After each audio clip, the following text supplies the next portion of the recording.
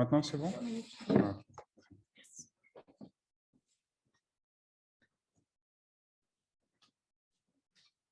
Alors, bonsoir à tout le monde. J'espère que j'ai encore votre attention. Ça fait quand même pas mal à intégrer, hein. Moi, je vais vous donner une perspective un peu différente. C'était le but quand j'ai vu le titre du professeur Broche, pas de vous présenter des choses trop proches, mais voilà, je vais aussi vous présenter des autres prédicteurs, puis je vais vous dire que c'est les meilleurs prédicteurs du comportement durable. Donc, faut mettre en perspective que c'est vraiment complémentaire. J'ai appelé ma présentation une action, enfin, c'est vraiment sensible, faut rien toucher. Déjà, vous pouvez constater qu'on aime bien commencer nos présentations avec des images de la Terre, hein, on ne s'est pas concerté.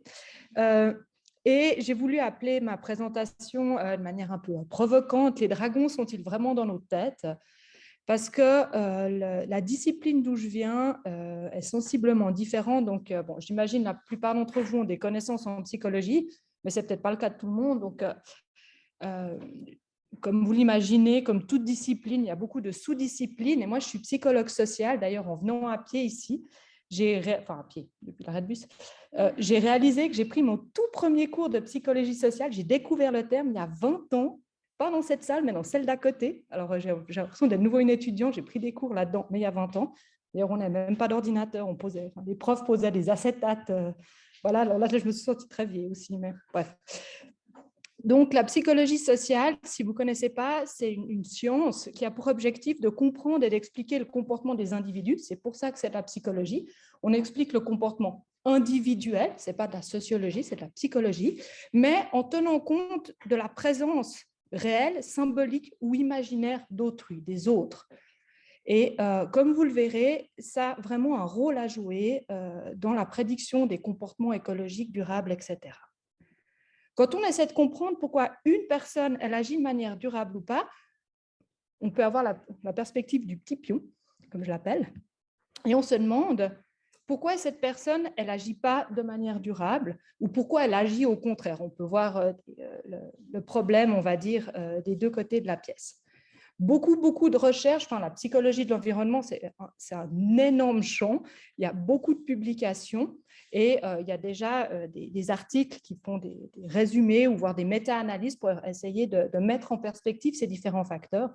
Un des plus connus, il a un titre en plus un peu catchy comme ça, Les Dragons de l'inaction. Bon, il a déjà plus de 10 ans. Mais il résume toute une série de facteurs que l'auteur a essayé de classer en sous-groupes. Alors, ici, ça va, hein, vous voyez bien, c'est un grand écran. Et avec des explications, je ne vais pas vous passer, je crois qu'il y en a 29, ce n'est pas exhaustif. Le premier aussi a été abordé, en fait, sans se concerter, on utilise le même genre de graphique. La non-capacité ou la faible capacité du cerveau humain à gérer l'incertitude, ça c'est des différents scénarios climatiques possibles, on voit des courbes, on se demande ce que ça veut dire, aussi les idéologies personnelles, en fait, comment on voit le monde, comment on voit les systèmes.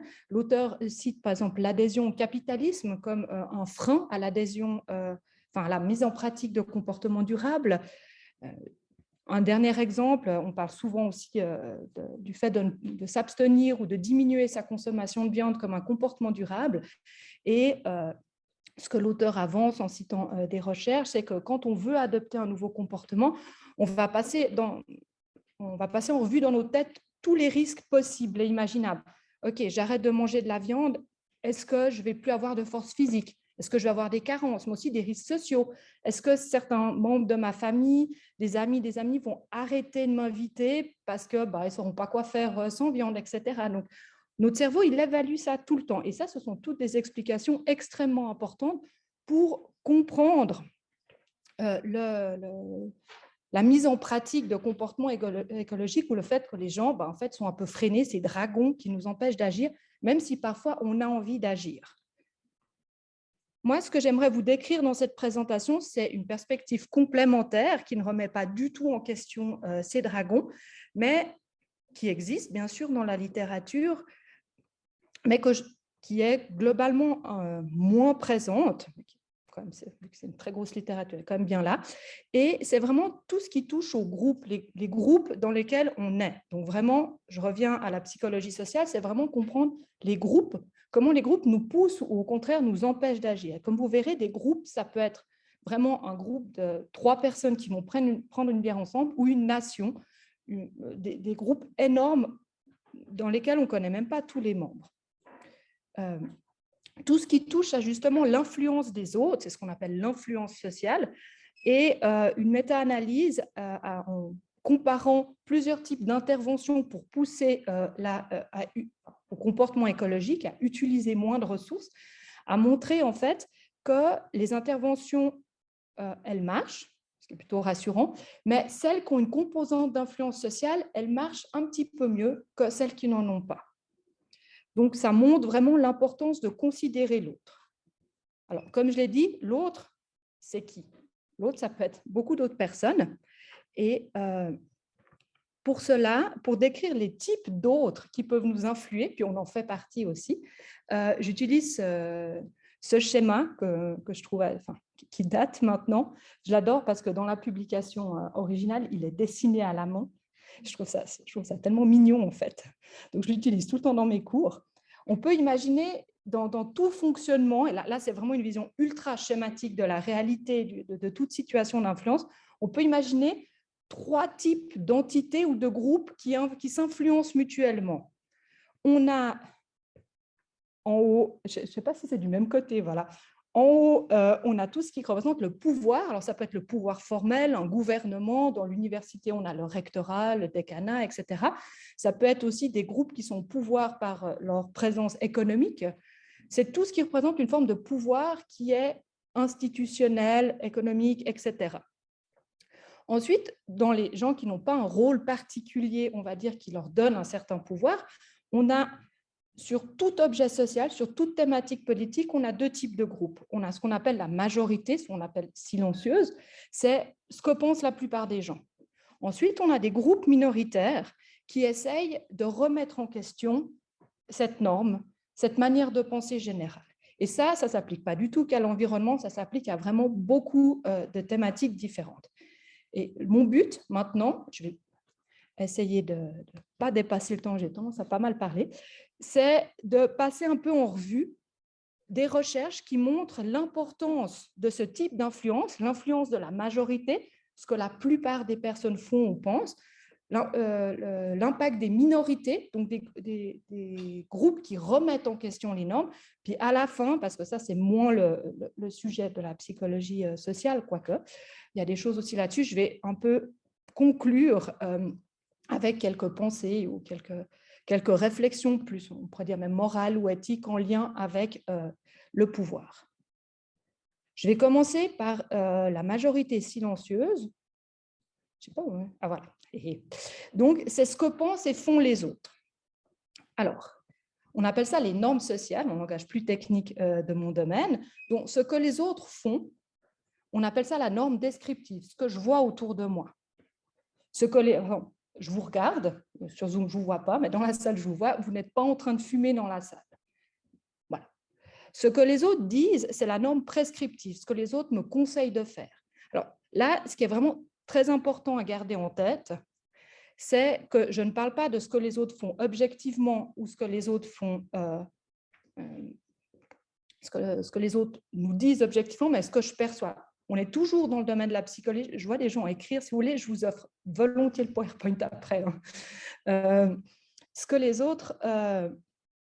bref, je reviens, on est dans un domaine de la psychologie, donc on garde en tête que peut-être que les gens font une certaine chose, mais ce qui va guider mon comportement, c'est ma perception, ce n'est pas la réalité, c'est toujours ma perception et je vais vous montrer des exemples après. Alors, est-ce que ce que les autres font et ce que les autres disent influence ce que je fais pour l'environnement?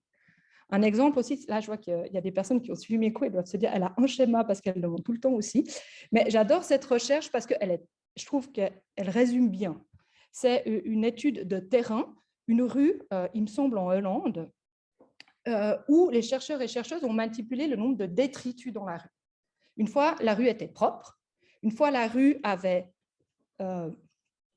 c'est la deuxième petite barre, elle avait 1 détritus, 2 détritus, 4 détritus, etc. Et les chercheurs et chercheuses se sont cachés, ont mis une caméra, mais j'imagine, vu l'année de l'étude, se sont cachés, et ont regardé combien de pourcentage de personnes jetaient un détritus dans la rue. Quand la rue, elle est propre, il n'y a que 18%. Il y a 18% qui ont jeté un détritus dans la rue. Quand la rue, elle est pas mal sale, avec 16 détritus, on a 40% qui jettent. Alors, il y a 60% qui n'ont jamais jeté, ce qui est plutôt rassurant. Mais on voit qu'il y a quand même 20%. Il ne faut pas garder les pourcentages comme absolus, gravés dans le marbre. Si vous la refaites à Genève ce soir, ce que je vous déconseille de faire, vous n'aurez pas les mêmes pourcentages. Mais il y a vraiment 20% des gens qui ont jeté un détritus parce que la rue, elle était super sale. Et là, on voit que les mêmes groupes de chercheurs et chercheuses avaient travaillé sur les graffitis. Quand il y a quelque chose, on voit des détritus par terre, on sait que ce n'est pas bien dans l'absolu de jeter des détritus par terre, mais parce que la rue, elle est sale, et hop, on se permet de le faire. Donc ça, c'est ce que les autres font, et ça a été prouvé par plein d'études. Ce que les autres disent compte aussi. Ça, c'est une expérience qui a été faite dans des magasins, c'est ce qu'on appelle la norme prescriptive, c'est ING en anglais, et ça a été fait dans des supermarchés où il y avait des cornets en plastique à disposition. Et l'équipe de chercheuses et chercheurs a essayé de mettre différents types de messages pour voir qui prenait un sac en plastique. Il y avait, condition contrôle, il y avait juste un message environnemental général. Dans la version prescriptive qui est tout en haut, c'était vraiment les autres personnes qui pensent que, donc c'est vraiment pas juste ce qu'on observe, mais c'est ce que les autres pensent, donc c'est vraiment cette injonction à faire comme les autres. Après, il y avait la norme qu'on appelle plus personnelle. On vous remercie, vous, de ne pas prendre de sacs en plastique et de réutiliser les vôtres. Puis à la fin, il y avait le mélange des deux. Je ne vais pas aller dans tous les contrastes possibles. On voit que quand il n'y a rien, les gens ont pris en moyenne 3 sacs plastiques. Bon, alors, dans les autres conditions, c'était 2 sacs plastiques, ce qui semble quand même pas mal aussi. Mais voilà. Et les 3 conditions expérimentales, c'est-à-dire quand il y avait un message sur la norme, c'est plus bas. Après, il n'y avait pas de différence entre les conditions expérimentales. Mais on voit que simplement dire les autres pensent que ça marche aussi. Après, la question qu'on peut se demander, c'est bon, il y a ces 2 types de normes, ce que les autres font et ce que les autres disent. Est-ce que l'un type de norme suffit si on veut essayer de faire une intervention, si on veut convaincre les gens de se comporter d'une certaine manière? Bonne question. Et il y a des recherches qui ont été menées forcément là-dessus. Et désolée, si vous avez des enfants et que vous avez déjà essayé de leur dire de ne pas faire quelque chose et vous le faites vous derrière, genre non, les chips, c'est mauvais pour la santé, n'en mange pas trop, puis vous êtes en train d'en manger, les enfants, ils vont dire, ouais, mais toi, tu manges des chips. Donc, les adultes, c'est la même chose. Moi, j'ai remarqué, je travaille sur les normes, donc maintenant, mes enfants, j'essaie de montrer qu'il faut bien faire les choses. Et ça a été aussi, c'est pas seulement sur mes enfants, les expériences, ça a été montré par de la recherche qu'il faut faire pour... Ce qui a le plus d'impact, c'est quand il y a une consistance ou une cohérence. Et ça a été montré voilà, expérimentalement ici. La barre la plus haute, c'est la blanche, de je ne sais pas quel côté, où c'est écrit Supportive Injunctive Norm. Et on voit que c'est où la norme descriptive, blanc, concorde. Donc, voilà. Donc, après, on peut se demander, comme ce papier s'est demandé, comme ce papier s'est interrogé, est-ce que les normes sociales sont la solution? Et là, moi, je vais démontrer que c'est le plus grand facteur. Non, mais les affects, c'est aussi super important. Mais on a toujours le même type de rhétorique quand on veut prouver quelque chose. Et ce qui est intéressant, et c'est surtout là-dessus que c'est ça que j'aimerais que vous reteniez, pas que les normes, c'est plus important ou pas, parce que si on compare vraiment toutes les études qui sont faites en psychologie de l'environnement, il y a certains facteurs qui émergent souvent comme des prédicteurs forts, puis en fonction de la situation, du comportement, etc., il y en a un ou l'autre qui est plus fort. Et les normes, souvent, ont un effet assez important. Ce n'est pas toujours le prédicteur le plus fort du comportement, mais c'est toujours, on va dire, dans le top 3. Enfin, très souvent dans le top 3.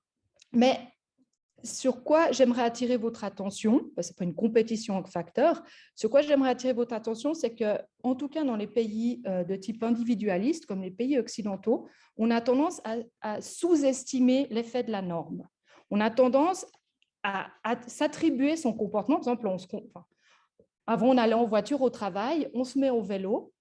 Ou avant, à midi, au travail, à la cafétéria, on prenait toujours un plat à la viande. Maintenant, on n'en prend quasiment plus. On va dire oui, parce que j'ai vraiment réfléchi à mon comportement. C'est important pour l'environnement. Puis en fait, tous les collègues avaient déjà changé leur régime. Puis après, on était la dernière à manger de la viande. Ouais, voilà. C'est un peu ça en schématique. Et il y a vraiment des recherches qui le montrent. Alors là, c'était un exemple. Et ce qui est intéressant, c'est la première phrase que j'ai surlignée en vert, c'est que là, c'était la norme descriptive, c'était le prédicteur le plus fort dans le cas de cette recherche, mais c'est surtout la deuxième phrase en vert, c'est que quand on demandait, c'était une deuxième étude, quand on demandait aux personnes, mais pourquoi vous avez, c'était sur les économies d'énergie, pourquoi est-ce que vous essayez de consommer moins d'électricité chez vous, les personnes ne disaient pas « ouais, mais parce que les voisins en consomment moins ». Ils disaient « parce que moi, c'est vraiment important pour moi, moi j'ai des valeurs, etc. » Et en fait, on a tendance à ne pas vouloir s'attribuer l'effet de ces normes. Donc ça, c'est bien à retenir. Puis je vais vous montrer après une autre chose qui plaide vraiment pour la prise en considération justement de ces effets de groupe. Un petit bémol, bien sûr, ce n'est pas une formule magique. Si vous mettez des panneaux partout dans la rue qui disent tout le monde n'utilise qu'1,5 tonne de carbone par année, par personne, ce qu'on devrait faire, c'est-à-dire 10 fois moins que maintenant actuellement en Suisse, ça ne va pas marcher. Hein, ce n'est pas magique. On sait que, entre autres, la taille du groupe, et ça, je reviendrai après quand je parlerai des minorités. Maintenant, c'est devenu très mainstream de dire l'environnement, c'est important pour moi, etc., au niveau des entreprises, mais aussi au niveau des individus, etc.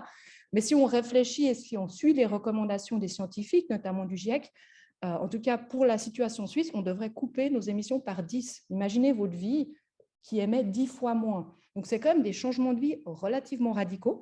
Et là, on ne peut pas dire que la majorité de la population, en tout cas en Suisse, mais il ne me semble pas que je pays où il y a eu des réductions si radicales, voilà, ça se réduit un peu, mais pas autant.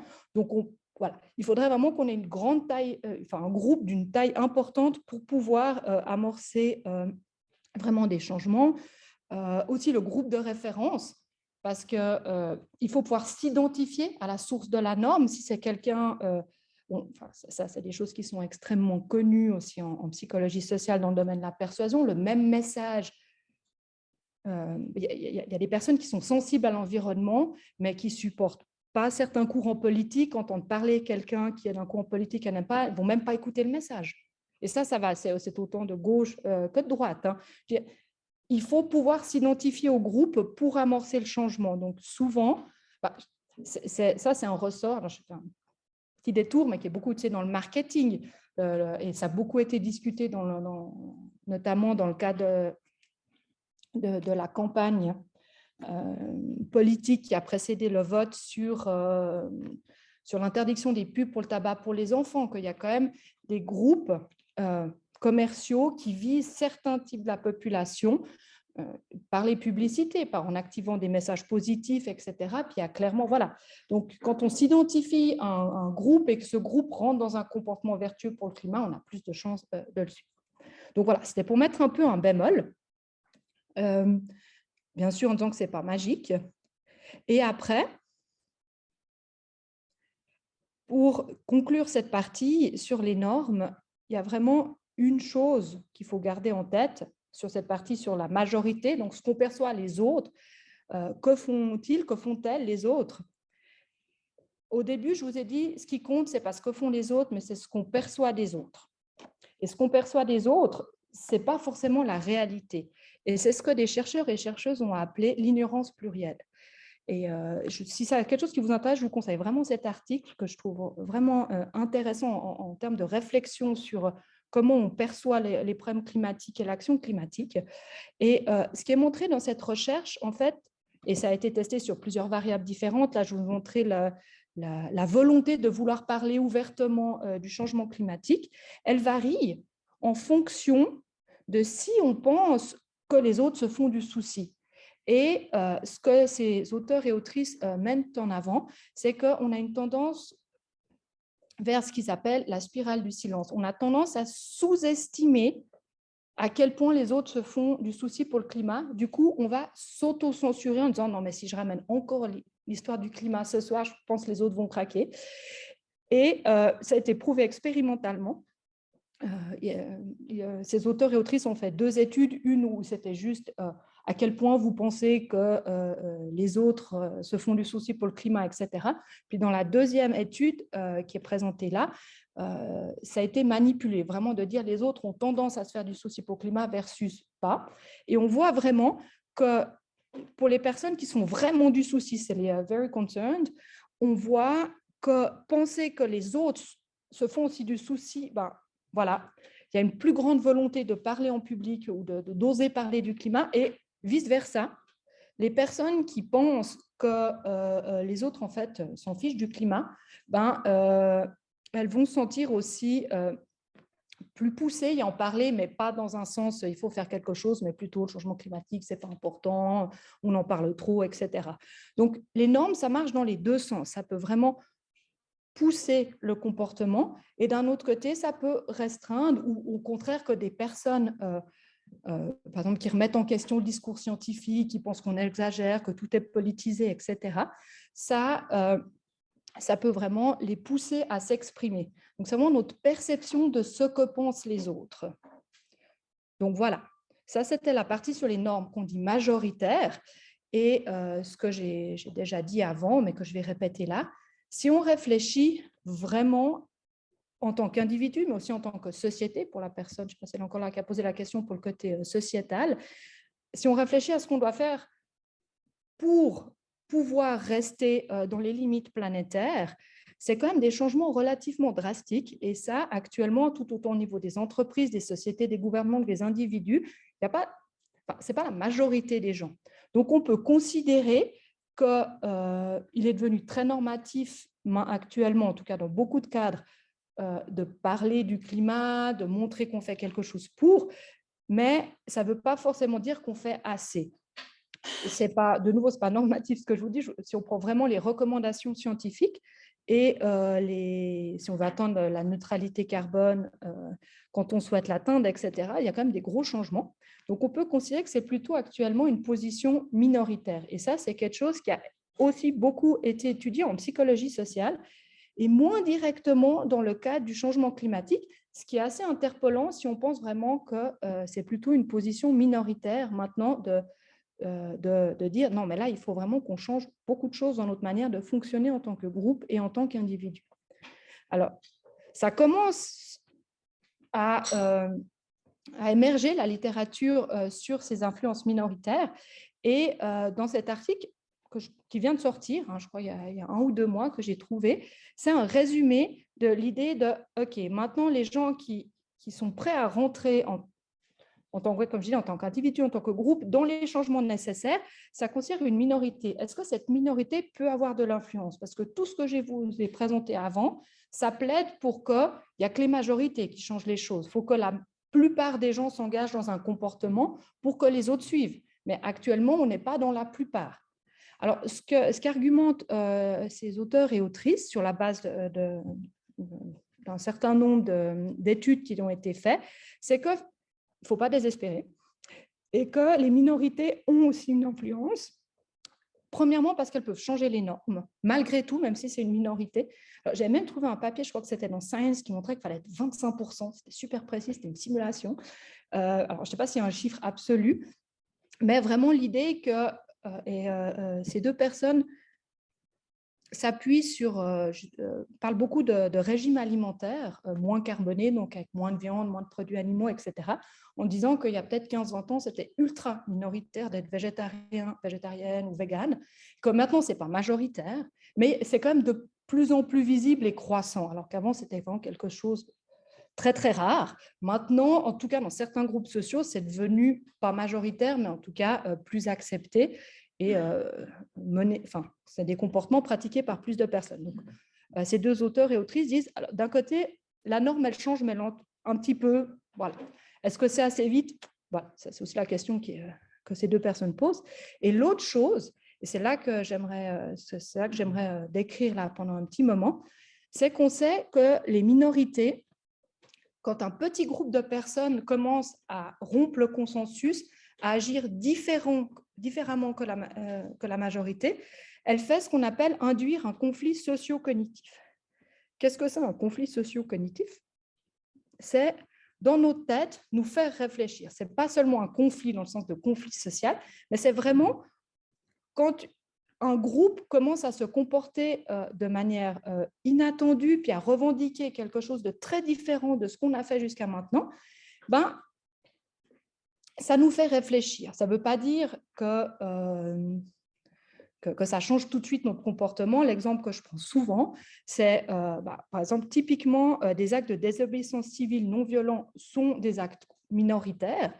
S'il y a des personnes couchées sur un pont pour le bloquer, la personne qui arrive avec son gros su ne va pas regarder le blocage, prendre ses clés, les jeter, puis aller se coucher avec. Ce n'est pas ça. Hein.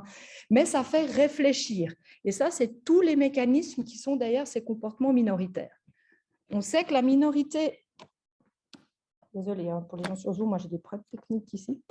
La minorité, elle fait réfléchir parce que déjà, elle propose une nouvelle norme. Elle propose quelque chose de différent.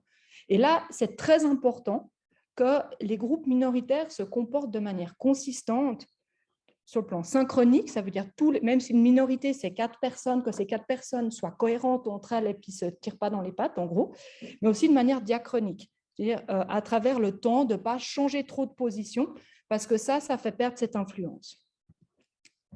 Et ce qui est très important dans cette influence minoritaire, c'est que ces petits groupes qui commencent à avoir des positions très fortes sur certains objets, pas seulement l'environnement, ça a été étudié dans le cadre du féminisme, de la lutte antiraciste, etc., c'est qu'il est possible, elle montre qu'il est possible de dévier. Des fois, les gens ne se représentent pas forcément qu'il est possible de faire autrement. Tout cela est parti d'expériences qui n'ont rien à voir avec l'environnement ni avec les luttes sociales, mais avec des pastilles de couleurs. C'était la toute première, la première série d'études, et après, c'est tout un courant qui s'est beaucoup développé ici à l'Université de Genève. C'est mes premiers cours de psychosocial, c'était là-dessus, et j'ai trouvé ça vraiment fascinant. Dans ces premières expériences, les participants, c'était avec des femmes. Alors ça, j'en ai aucune idée pourquoi, mais on leur montrait des pastilles de couleurs. Ces pastilles, elles étaient toutes bleues. Alors là, j'ai pris des exemples. C'était des bleus différents, mais c'était tout bleu. Et on leur disait bien sûr pas, c'est une expérience sur l'influence des minorités. On leur disait, c'est une expérience sur la perception visuelle. Venez nous dire de quelle couleur sont ces pastilles. Et comme souvent en psychologie, on mentait un petit peu aux personnes qui faisaient l'expérience.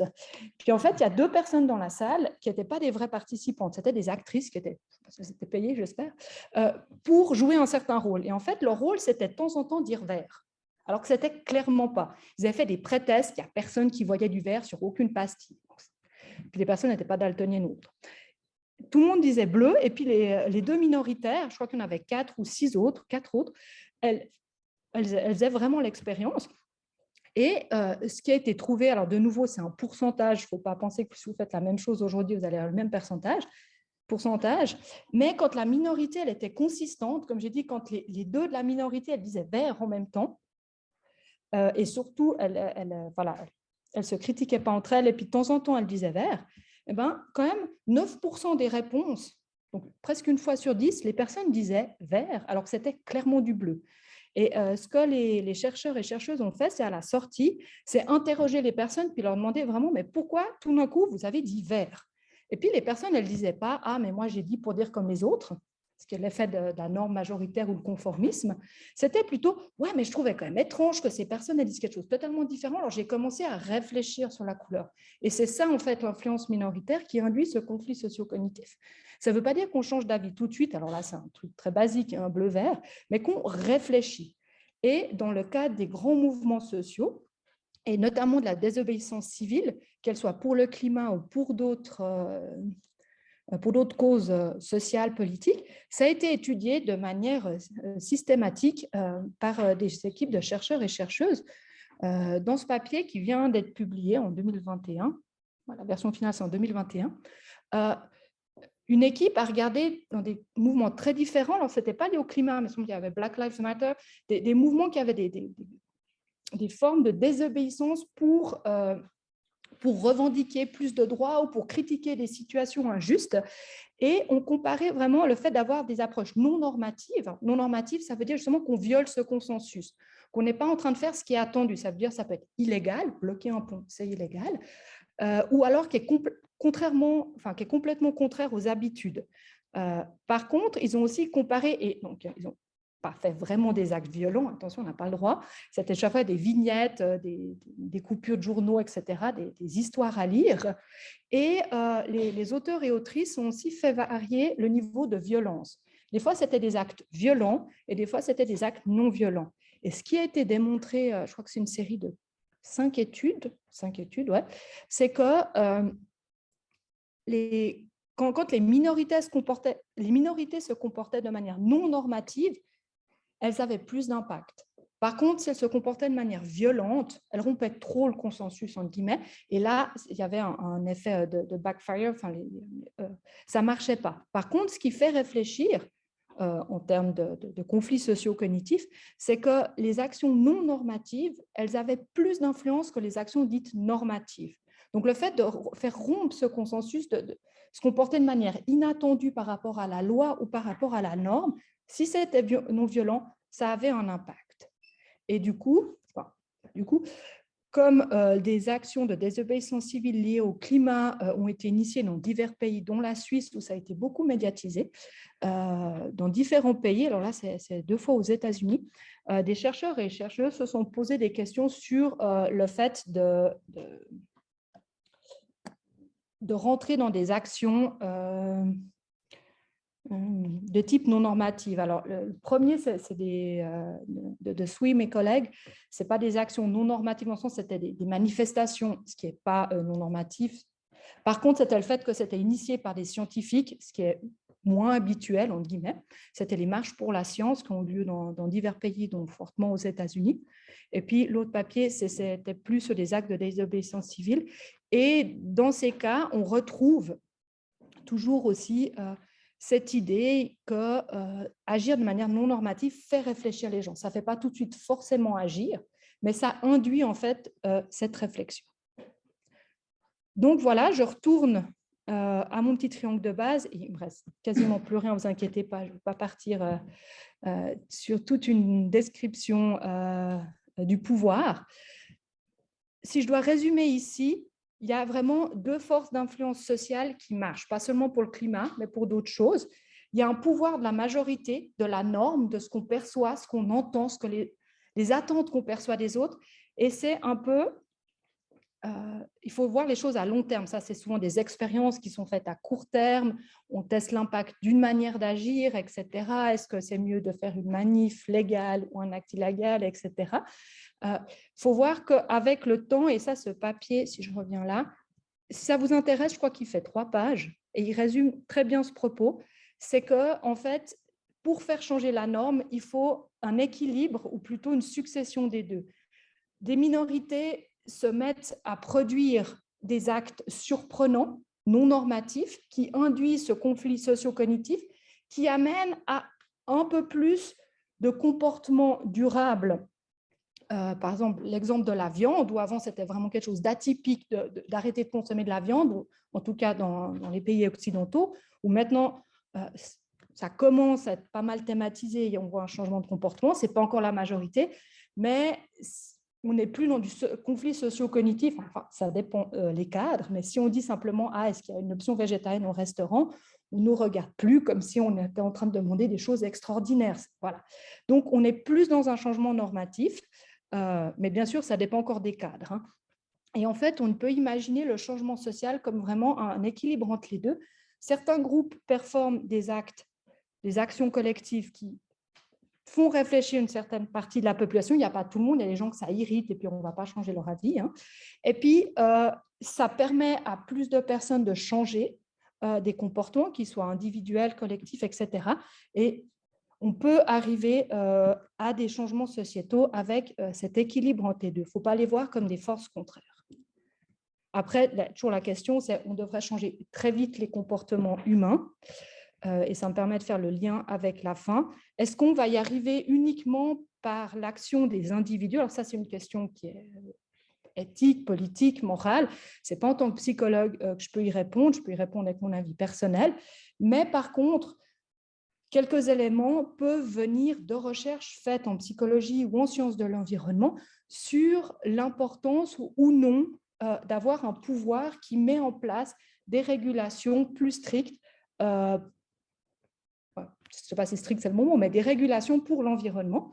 Et là, il y a un papier qui vient de sortir, je l'ai vu la semaine dernière, hop, je l'ai mis dans ma présentation, c'était fait par une équipe à Berne qui ont regardé 60 000 tickets d'avion, je crois, c'était énorme, et ont regardé qui acceptait de compenser en carbone son vol en avion. Alors, c'est 4%, ce n'est pas très élevé.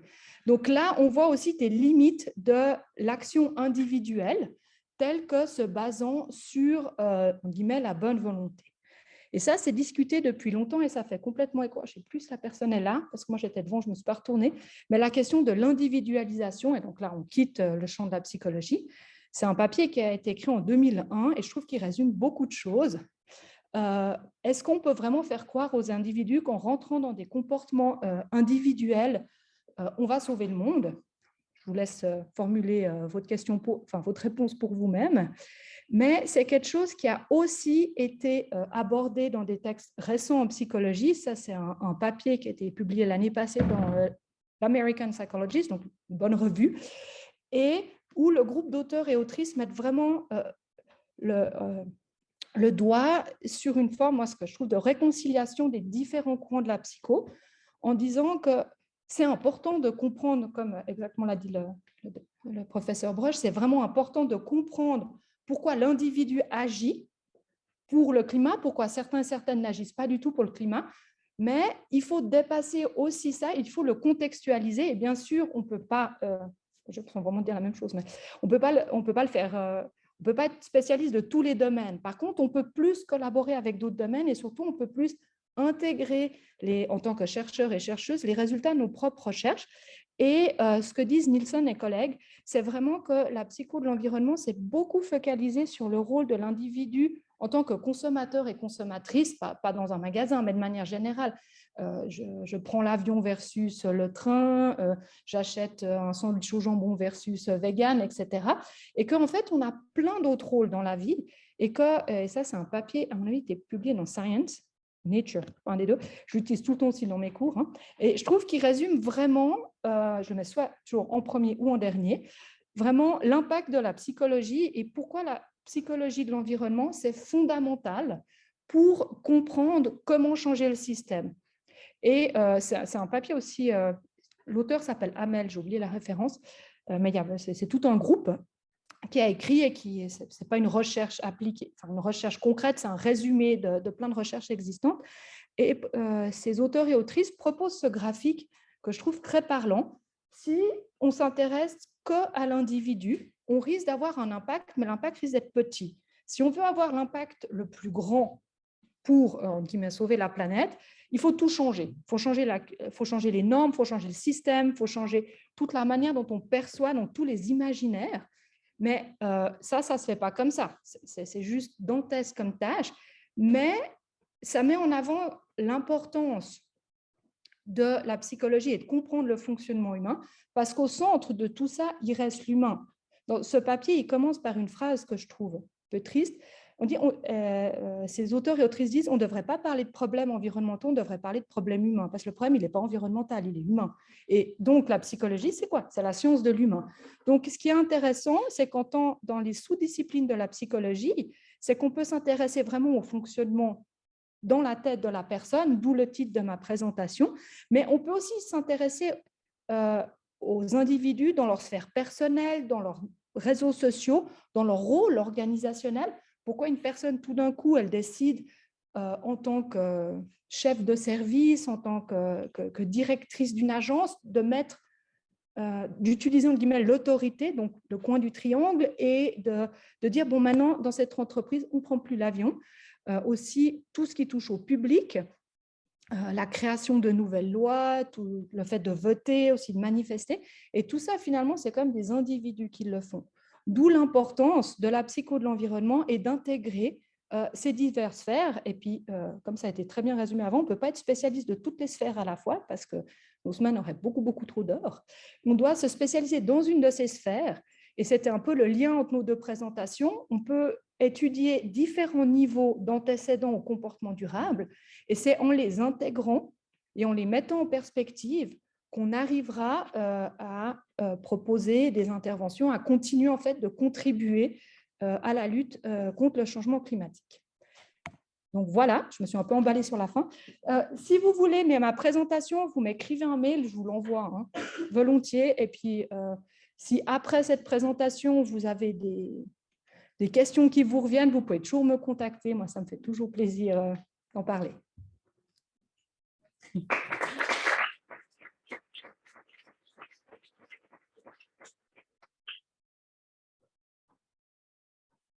Ok, alors comme tout à l'heure, pas de questions si j'avais vous en parler.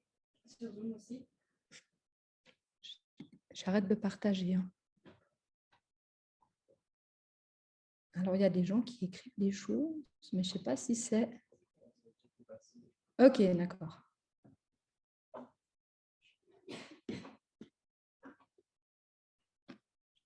Bon, soit c'était super clair, soit je vous ai assommé. Oui. Je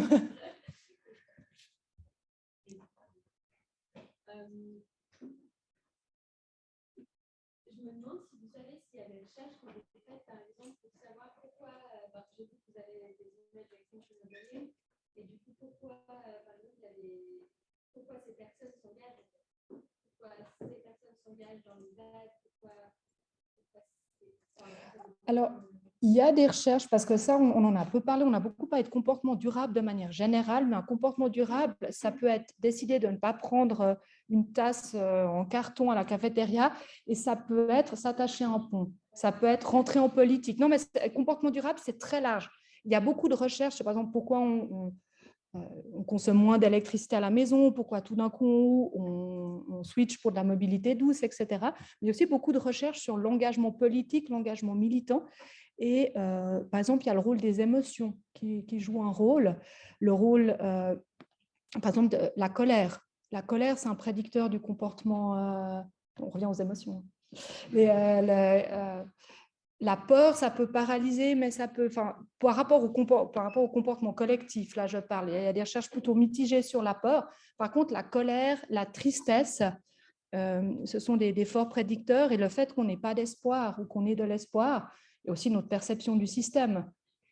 Si on pense que le système ne va pas changer, ça j'ai pas mal réfléchi, parce que comme vous savez, il y a eu beaucoup de procès de militants et militantes du climat en Suisse, et dans plusieurs cas, la défense, donc les avocats et avocates qui défendaient ces personnes, ont contacté des gens dans les universités pour dire: est-ce que vous pouvez témoigner? Alors, moi, j'avais accepté. Bon, ça n'a jamais été jusqu'au stade du tribunal, puisque les témoignages n'ont pas été acceptés. Mais j'ai dû écrire des témoignages en avance. J'ai beaucoup discuté avec les avocats et les avocates, puis ils me demandaient: mais pourquoi ces gens s'engagent là-dedans? Pourquoi ça a un effet? Moi, je dis: pourquoi s'engagent? Ce n'est pas mon domaine de recherche. Il y a de la littérature, je peux chercher pour vous. Par contre, je peux vous expliquer l'impact des minorités, ce qui est dans ma discipline. Mais effectivement, et on sait aussi, mais ça, ce n'est pas du tout propre au comportement durable, que souvent, les gens ne font pas le grand saut tout de suite. Par exemple, si on prend juste les comportements alimentaires, les gens deviennent rarement véganes du jour au lendemain. Souvent, on diminue un peu la viande, on l'arrête, on réfléchit aux œufs. Enfin, ce n'est pas forcément dans le même ordre, mais voilà.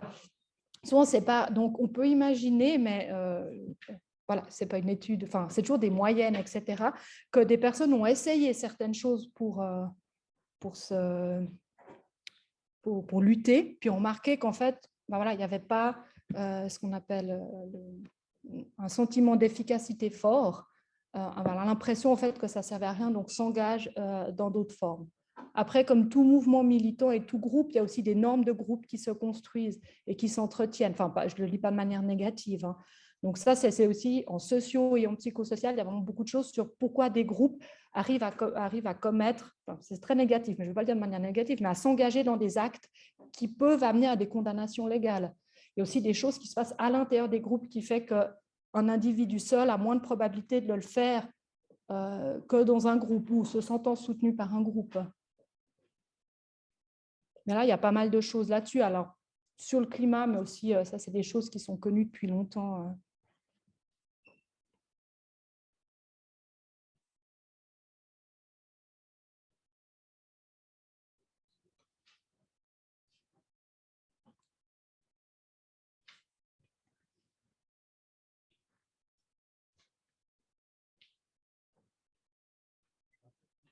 Oui, bien sûr. On voyait tout à l'heure, on mélange un peu les deux présentations, désolé, mais il y avait tout à l'heure, on voyait dans la perception du danger ou alors du changement climatique avec quelque chose de plus abstrait pour les gens, peut-être une peur immédiate, on est confronté à quelque chose qui nous fait réagir, mais là, on constate, malgré tout, la Suisse a des exemples que le réchauffement nous touche de plus en plus près. Si je veux dire, la maison brûle, enfin, il fait de plus en plus chaud en Suisse, même plus vite que dans d'autres pays. On voit les glaciers qui disparaissent, on voit des montagnes qui commencent à s'effriter.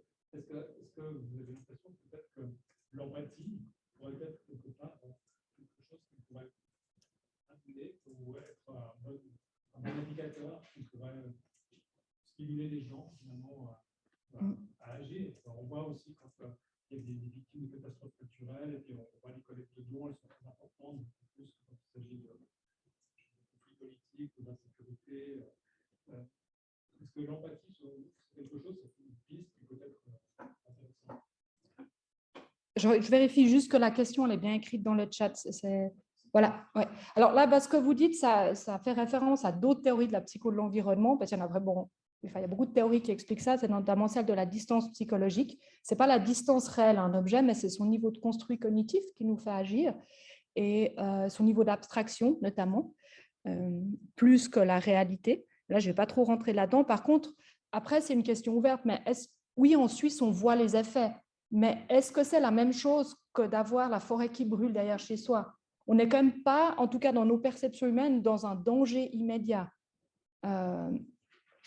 Et la question de l'empathie, elle est extrêmement intéressante parce que nous, à Lausanne, on est plusieurs à travailler sur l'environnement, mais depuis peu, mais un petit groupe, on s'est mis à bien travailler là-dessus et on se pose beaucoup de questions, on a beaucoup de recherches en cours qui ont trait à ce qu'on appelle l'interdépendance.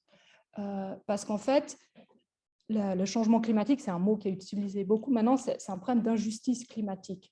C'est que finalement, on est en train de détruire le futur des générations à venir, mais on vit aux dépens, même sur le site de la Confédération suisse, c'est écrit « La Suisse vit aux dépens des autres régions du monde ». Parce qu'on sait que les pays qui émettent en moyenne le moins subissent le plus et vice-versa. La Suisse subit le changement climatique, ça c'est indéniable, mais pas de manière à ce que notre vie de tous les jours, il n'y a pas de personne en Suisse quasiment qui a dû déplacer son domicile parce qu'une falaise allait tomber. Alors, il y a quelques cas.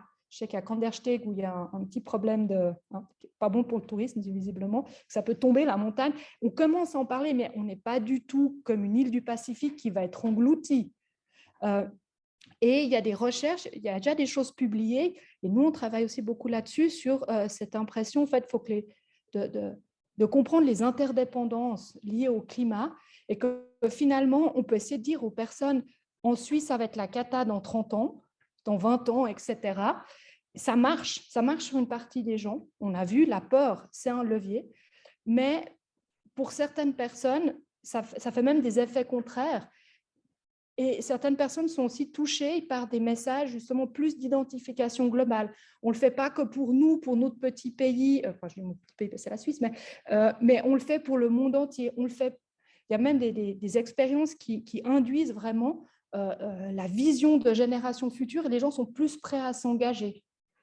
Donc ça marche, mais comme tout, en fait, ça marche souvent sur une catégorie de personnes et pas les autres. Mais effectivement, la notion d'empathie, parce moi j'ai l'impression, mais là j'ai un spécialiste donc, qui pourra peut-être me contredire, que des fois la peur, ça marche sur les personnes qui ont déjà un niveau de sensibilisation. De voir, on se représente de plus en plus, puis après on a un biais qui fait qu'on va chercher l'information, parce que si on réfléchit, bon, alors, cette semaine, c'est assez particulier, les nouvelles, vu l'horreur qui se passe, mais il y a quasiment tous les jours dans les médias des choses alarmantes sur le climat. Là, il y a le rapport, enfin, le deuxième volet du GIEC qui est sorti lundi. Bon, d'accord, il est passé assez inaperçu, mais ce qui est normal vu l'actualité, je ne suis pas en train de dire qu'il doit. Voilà, mais il y a des informations. Mais ça ne veut pas dire que tout le monde y est confronté. Après, c'est là que ça pose toujours, je reviens à ma case autorité. L'autorité, c'est aussi le système scolaire. Est-ce qu'on devrait enseigner encore plus dans le système scolaire ? Là, je travaille, j'ai des projets dans des écoles, on donne des formations aussi aux enseignants, enseignantes, comment parler du climat aux enfants, etc. C'est tout un questionnement, en fait, de comment aussi activer chez les enfants ces Et chez les adultes, c'est perception que finalement, on ne le fait pas que pour nous. On le fait éventuellement pour nos propres enfants, ce qu'on appelle le cercle de la bienveillance en termes de valeurs humaines de Schwartz, si vous les connaissez, mais on le fait avant tout dans des visées universalistes. Et puis, ce type de message, ça marche, mais ça ne marche pas sur tout le monde. Ce n'est pas très positif comme... mais il y a des études là-dessus, et oui, ça semble marcher, mais de nouveau, ce n'est pas la formule magique. Parce qu'il y a ces messages, ils existent déjà. On parle qu'on vit au détriment des générations futures. Je pense que si on pose une question à quelqu'un, quasiment tout le monde va dire oui, effectivement, on est en train de prendre des générations futures, mais vraiment saisir et que ça motive la personne à agir.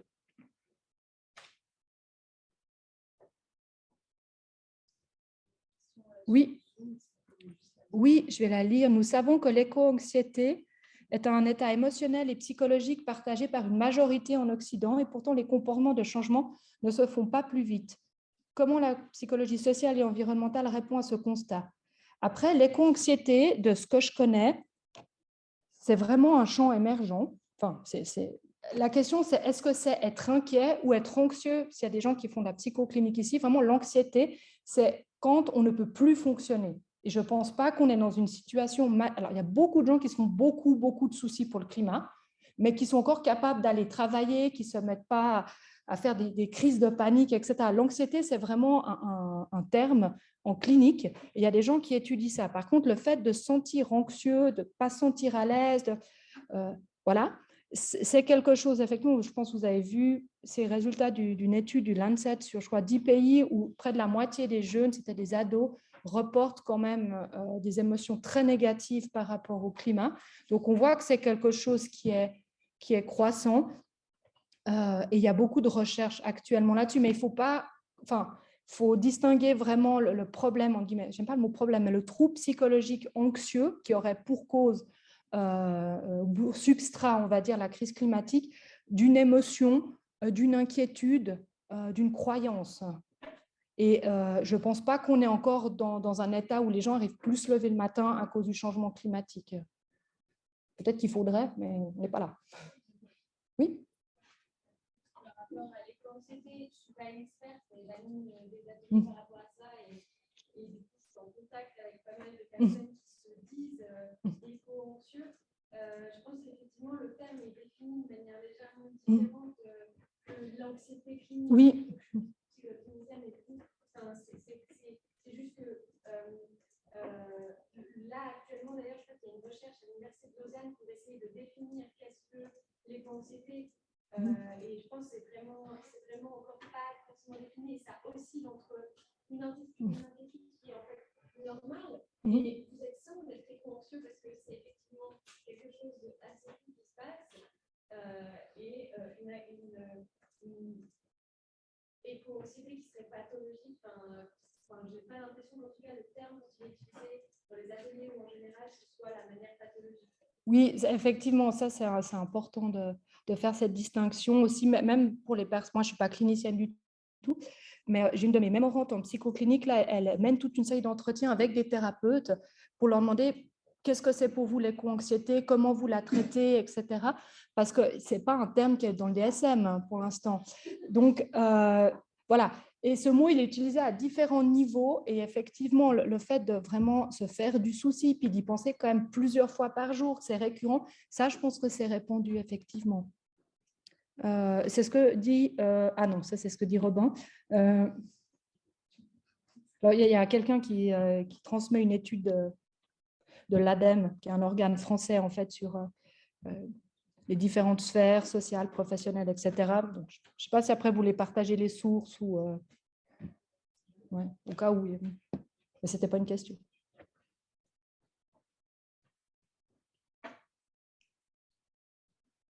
Une question, sinon on va...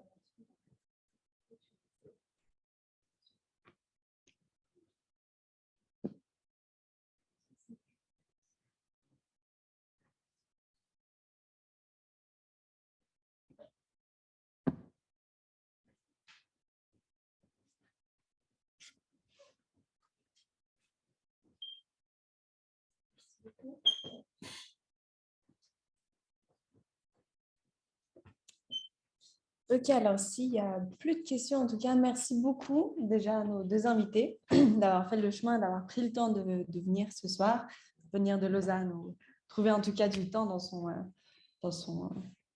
agenda. Et merci à vous aussi d'avoir été présents, d'avoir pris votre jeudi soir pour cette conférence. En tout cas, c'était un plaisir de la tenir. On a vraiment eu du plaisir, en tout cas, à partager ça avec vous. Et on espère vraiment que vous avez eu du plaisir à écouter toutes ces informations intéressantes. Je ne sais pas si vous voulez rajouter quelque chose. Il y a un commentaire dans le Zoom disant « Je vous remercie pour ces interventions fortes, enrichissantes.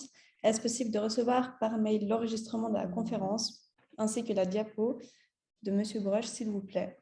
Merci pour l'organisation. C'était vraiment cool et important. » Alors, oui, si jamais, n'hésitez pas à nous envoyer un mail. Alors, psyenvironnement@gmail.com, normalement, c'est sur le flyer de publicité que vous avez reçu. Et puis, vous pouvez nous envoyer un mail et puis nous, on vous fait part de l'enregistrement ou des diapositives. Voilà. Sinon, il y a bravo, c'était super intéressant. Merci beaucoup à tous. Super présentation. Merci beaucoup. Donc, ça a été apprécié, apparemment. Non, voilà. Merci beaucoup. Ouais,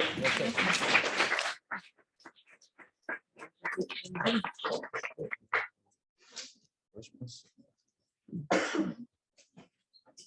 Je vais faire. Après, tu peux laisser 2 secondes pour ton débat. On peut partager ça.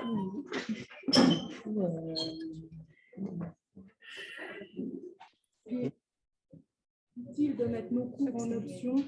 Sur l'environnement, on est encore dans des effectifs gérables. J'ai des collègues qui ont des cours de master à 300, 400. Ok, mais moi ça va, c'est encore. C'est beaucoup. C'est beaucoup. J'ai un collègue qui a cours à 700. En bachelor, 700, c'est maximum. C'est la clinique. Oui, oui, ouais, de toute Ah façon. ouais? Ouais, ouais, folie, de toute là-bas, façon, là. c'est qu'à 40, c'est pas interactif. Mais 7 heures, je vais avec eux. Aïe, aïe, aïe.